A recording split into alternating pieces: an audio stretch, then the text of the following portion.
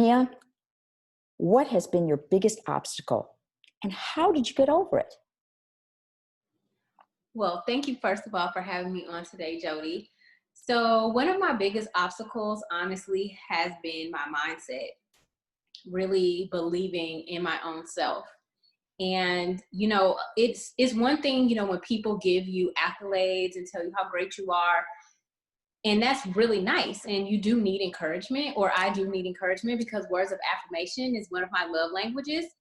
However, until I started to believe in myself and really believe that, I was enough, I was worthy, that I could do the thing that I set out to do, that's when things really shifted and things changed.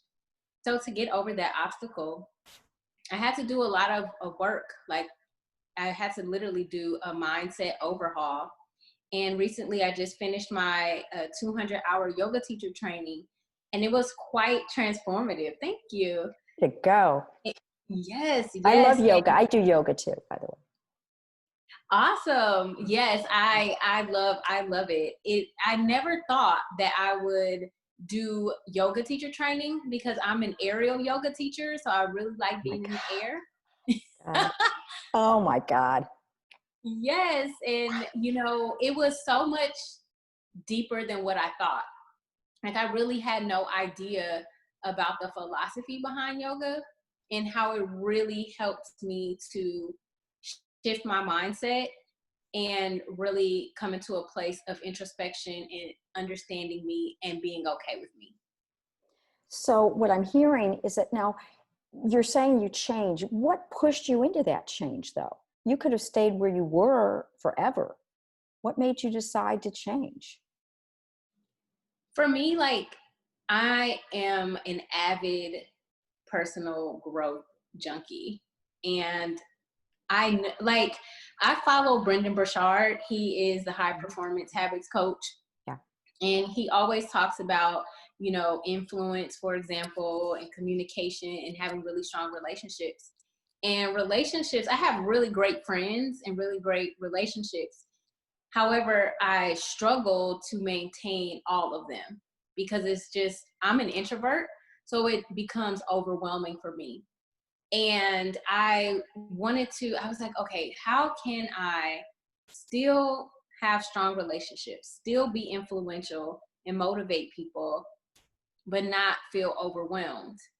So within all of that, I realized that I needed to make some changes, inside, like mentally. Like, I think that a lot of times with my relationships, I noticed three things. One, I have people in my life who only speak to me when they want something.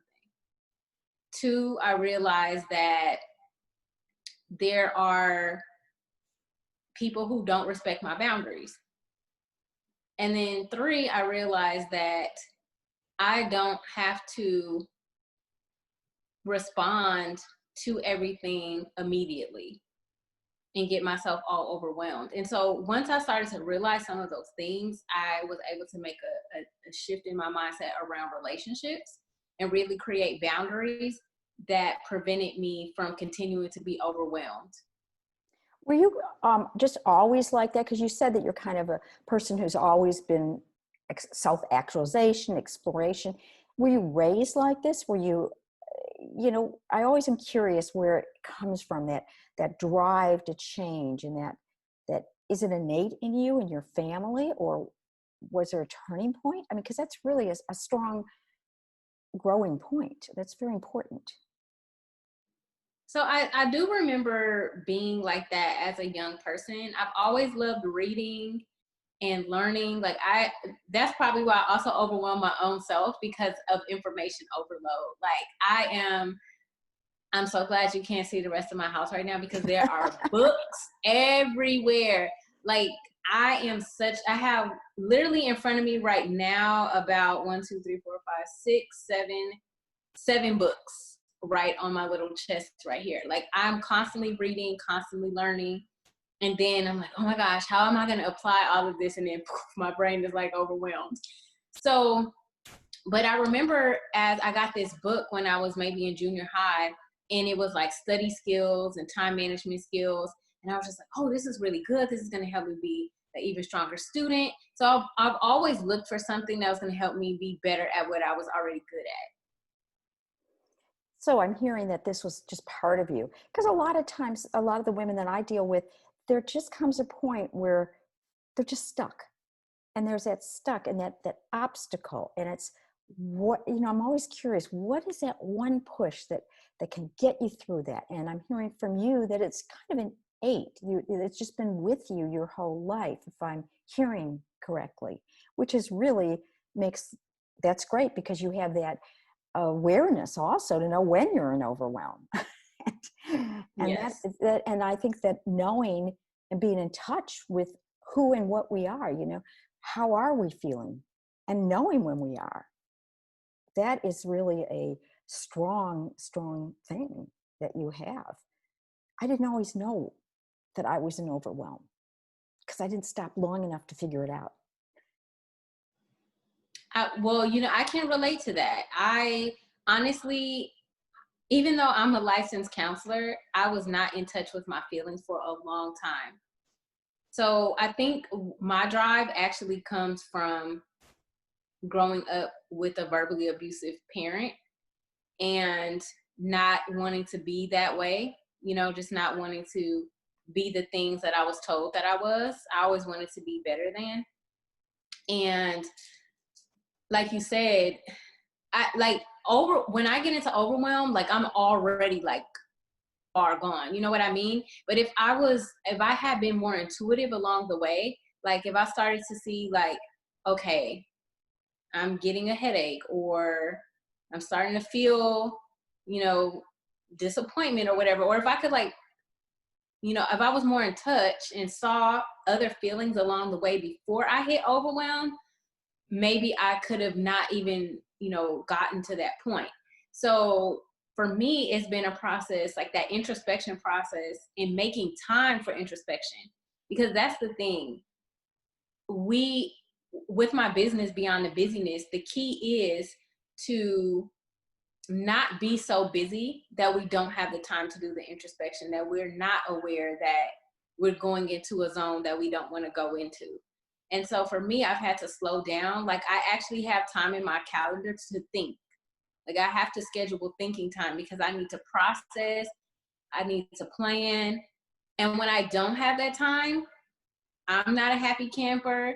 I don't want to talk to other people. Like it's just, I need that 2 or 3 hours every week where I am just thinking, planning, and processing.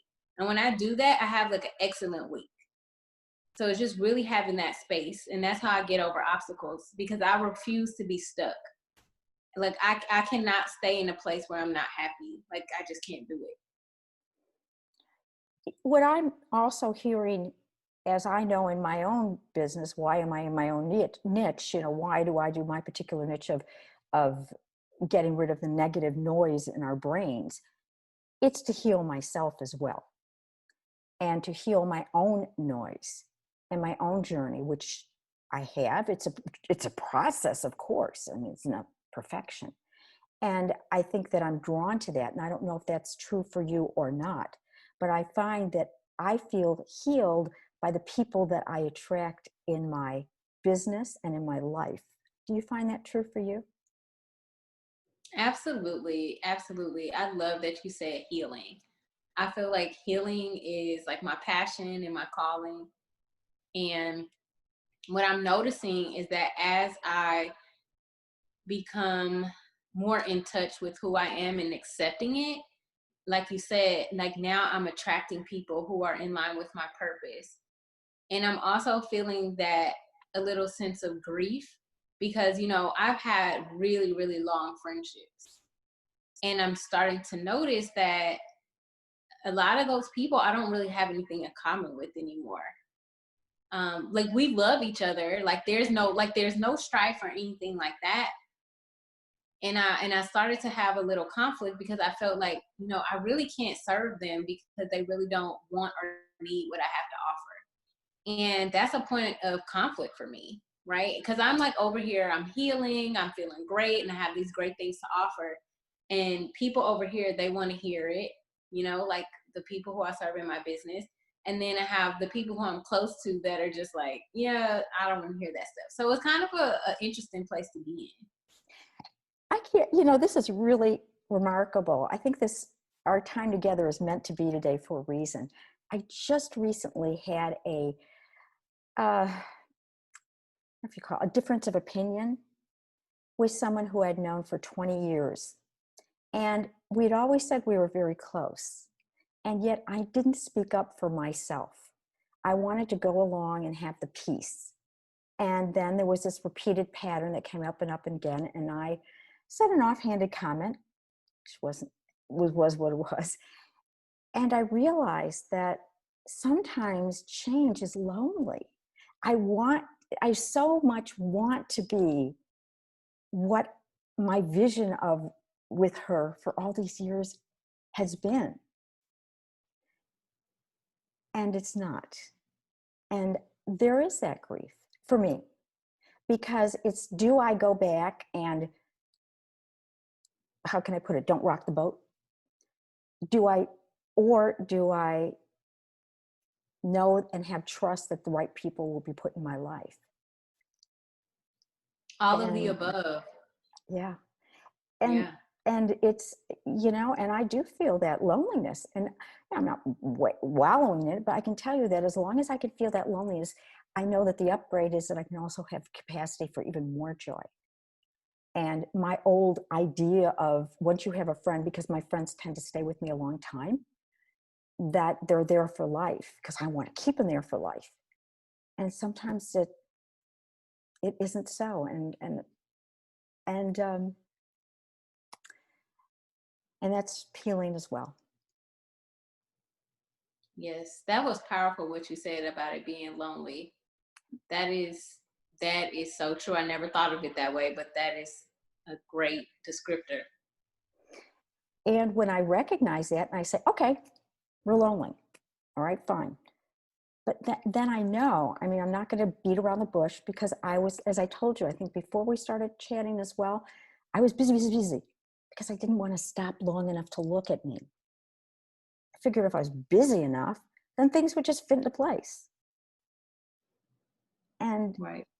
stopping, and I really honor the way that you actually set aside 3 hours to do this, because that takes a lot of courage. It takes a lot of knowing that, you know, link's going to hit the fan, kid. And the good. Yeah. Yeah. It's a trust thing, right? To take time out for yourself, even though you have all of these things competing for your time. And but you know, what made me realize is that when I was in my 20s, living in New York City, and, you know, young and single and wanting to, you know, fit in and have friends, I was like, I don't even talk to these people anymore. Like, you know, you pour and you pour and you pour into people. And then all for, not for what, because I enjoy pouring into people. Like, that's just my nature. I'm not going to stop doing it. But as I get older, in hindsight, I'm just like, man, like, I really like put myself last for relationships that didn't last. And, you know, my pastor always used to say, you know, people are in your life for a reason, a season, or a lifetime. Yeah. And I had to end a 25-year relationship this year. You I was just, too. yeah, yeah. And I am so happy. Like, I don't even, like, I know that sounds, you know, some people might say, oh, well, actually nobody said it was terrible. Like, they understood. But, you know, some people might be like, oh my gosh, that's such a long friendship. And, you know, are you okay? And I was like, it was a long overdue. I was like, it was actually weighing me down, and it wasn't healthy for me to be in something that really wasn't a friendship in my definition of what a friendship is. Like you said, you know, you want to keep and maintain, but is it really healthy? Is it really helping you grow and be a better human being? And if it's not, then we just need to go our separate ways. Wow. That's interesting how you and I both seem to have this. Because, you know, this thing, that's why I say there are no accidents. I know we've all heard this before. And I think that it's remarkable to me. And that's the thing, is to have that trust and that faith that for all of you who are listening, that the right circumstance will be placed in our life. I wish I could always be like that. I'd be like this guru or something. I'm not always like that. I have to remind myself a whole lot and write little post-it notes and you know, and do yoga and do blah, blah, blah, because I'm not naturally like that. And yet, when I'm at that point, don't you find that there's just this peace in knowing that we are enough? Absolutely. Yeah, absolutely. Wow, this is really cool. I mean, we're really getting into some really cool things. It's funny how this energy is today. It's beautiful, beautiful. Well, if you let's pretend, put on your little, what do you call it, magical hat. I used to teach school, excuse me, and pretend that you're going to collaborate with somebody. What are the characteristics of that collaboration? What would you want in that woman, icon, whatever it is? Oh, I love collaboration. That's actually one of my values. So I collaborate quite a bit. So I'm just picturing two of my friends in my head, actually. Work ethic is really important to me because if I'm doing something, I need someone who can match my energy because when I'm in, I'm all in. So for me, it's someone who is proactive, I would say, is, is able to kind of figure things out. So, let's just say we'll get together, we'll have a conversation about what we need to do. Okay, you do this, I do that. Okay, great. Here's the deadline. It's done by the deadline. If you need clarity on something, you say, hey, like, did you mean this or did you mean that?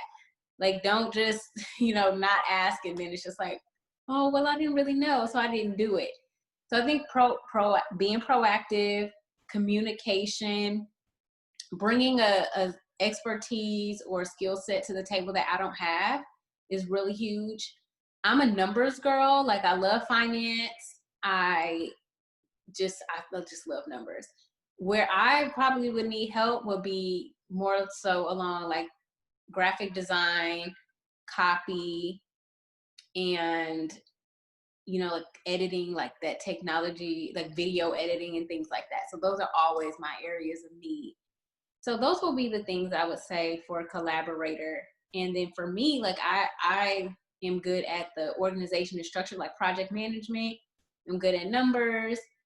I am, timely. I'm self-driven.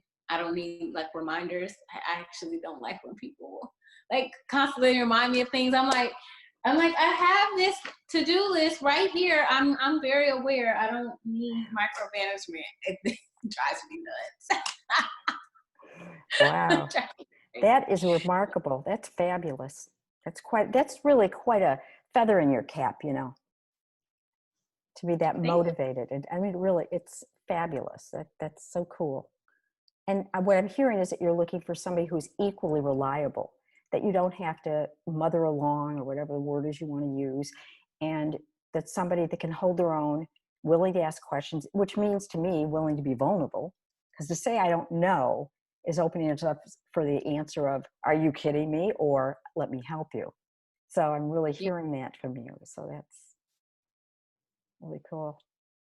That's a great summary. Oh, thank you. Thank you. Do you have a favorite quote or two that you could share with us, please? Sure. So one of my favorite quotes is actually from the Bible, but it's, I am abundantly supplied for every good work. So everything I need is in me. Yes. Beautiful. And why does that, out of all these other quotes, resonate with you?